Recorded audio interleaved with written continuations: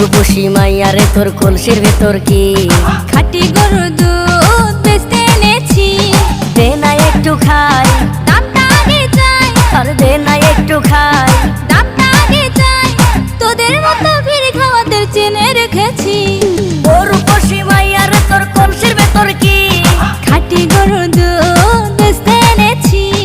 ও রূপসী মাইয়ারে তোর কলসির ভেতর কি খাঁটি গরুর দুধ বেচতে এনেছি।